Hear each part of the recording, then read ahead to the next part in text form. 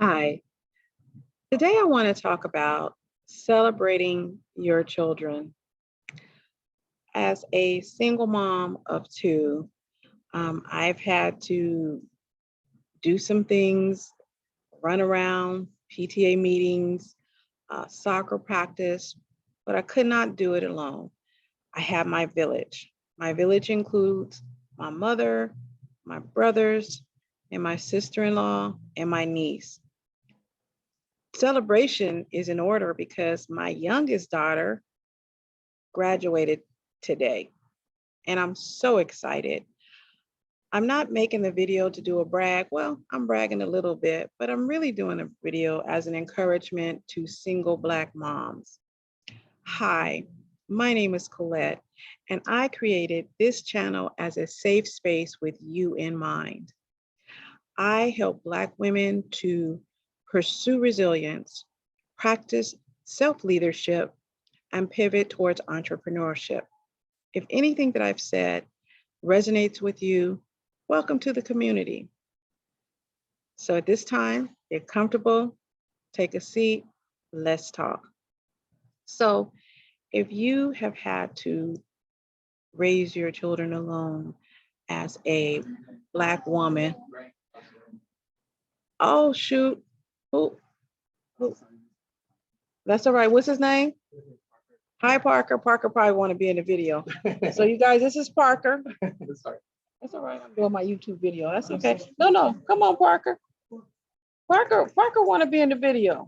Just, I'm at my girls' place in Southern California, and I'm in the courtyard. It's a community courtyard, and so a dog named Parker came in with his owner. So anyway, I just thought that it would be a nice opportunity to encourage single Black mothers that, you know, we get a bad rap. There's so many things that people say, negative things that people say about single Black mothers.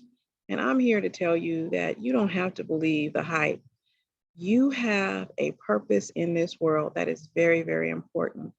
Your primary purpose as a single Black mom is to raise or rear, as my mom would say, a beautiful soul.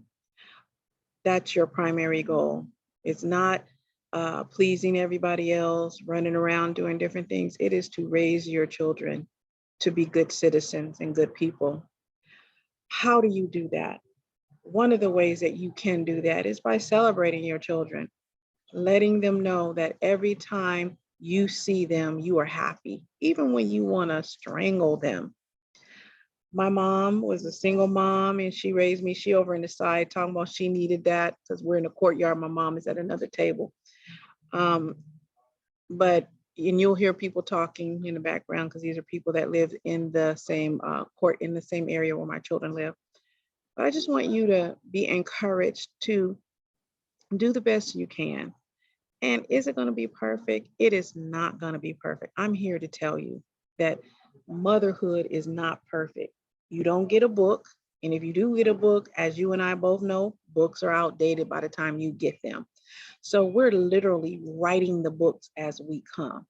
So the first thing I would encourage single mothers to do with their children is to celebrate them. The second thing I would encourage mothers to do is if you have more than one child, learn the personality of your children. They may not be the same. I learned that the hard way. I had my oldest child. Everything was fine. My mom's over there laughing. Everything was fine. I said, I can do this. I can do this. This is easy. God had a joke in store. My second child came and she was like, haha. And I had to learn not to expect her to be my first child. And I remember she was about maybe 6 years old, and I apologized to her and said, you know what? I'm so sorry trying to make you, treating you like so-and-so. I'm going to treat you like yourself. She should put her hand out, shook her hand and said, well, thank you. And that's how the child still talks. She's always talked that way. So one, celebrate your children, and two, treat them as the individual, unique souls that they are. My first child, she want to know the rules. If the speed limit is 60 miles an hour, she gonna go 59, maybe even 58 to be safe. My other child, she will say, oh, sign didn't say that applies to me. Did that apply to me? And that's just who she is. And they're both different parts of myself. So I just want to encourage you to do the best you can. And if you need help, ask for help. You don't have to be super Black woman with the cape. Ask for help. I have a village and my kids are grown and I still call them my village. I still call my mom, Mom, can you do A, B, C, and D? Now she give me the side eye, but she do it. She do it. So call on your village. And then also not feel ashamed because you did call on your village. That's what we've done. Community is how we've reared our children to be successful. And that's a part of what we have kind of lost. As a child, I grew up with both of my grandparents, my paternal and maternal grandparents. I had my great grandmother alive, Mama T, and my great great grandmother alive, Mother Dear, and all her siblings. When something went down in the family, everybody knew about it. Trust and believe. They knew, and my mom is in the amen section, so you might hear some noise in there. That's my mama saying amen. So, and I'm not going to edit it out. That's just, she's just going to say amen. So, but that village was important because the village instilled that you were not by yourself. You are a vine on a tree. Okay. And that tree gives you nourishment. That tree gives you love. That tree gives you the discipline that you need. Now you mad when you get it. Okay. But growing up, you're thankful for it. So 1, celebrate your children. 2, treat your children as individuals. And 3, ask your community for help if you need help. Okay. And the 4th thing I want to say is you are not your children's friend. I'm going to say that again for the people in the back. You're not your children's friend. You're their mother. They have friends to be their friends. Now, when they get grown, you may do some stuff with your children. But for the most part, when you are rearing your children, when you are responsible for teaching them how to survive in this world, you're not their friend at all. Okay? You have to discipline them. They're going to be upset with you. And I'm not going to get into how you discipline them. I have my youngest daughter, she's written letters to my mom and my grandmother on me when she was 5 years old. Okay, we might still, Mama, you still had the letters? My mama still had the letters. The child wrote a letter to my mother, said I was being rude to her, and she wrote a letter to my grandmother. So you got these new children, these new kind of kids nowadays, but you're not their friend. Okay, you're not their friend. You're their parent when they're growing up. As they get older, you become friends because you're women or you're men, you're dealing with adult to adult situations. So 1, celebrate your children. Okay. 2, treat your children uniquely. Okay. 3, rely on your community for help. Don't be afraid to ask them for help. And 4, you're not your children's friends.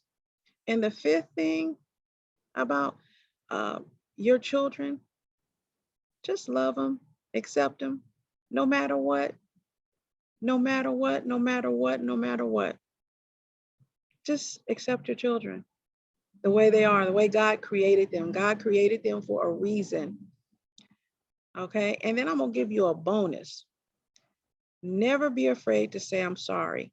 You're going to make some mistakes. You're going to say some things that are incorrect, that are wrong. Say you're sorry, move on. And then forgive yourself for any mistakes that you have made. We going to make mistakes. Now, some of us, some of the kids, you do stuff because, they get on your last nerve. They do. Okay. Forgive yourself for the mistakes you've made and move on. Okay. So not going to be here long. I just wanted to give you something to encourage mothers, Black mothers. You are the best thing since sliced bread. I just want to say that I love each and every one of you, that I'm rolling with y'all. I'm rocking for y'all. I'm wishing you the best with you and your beautiful children. And I want to thank you for your first ministry, which is your babies. Okay. And until the next time, we'll talk.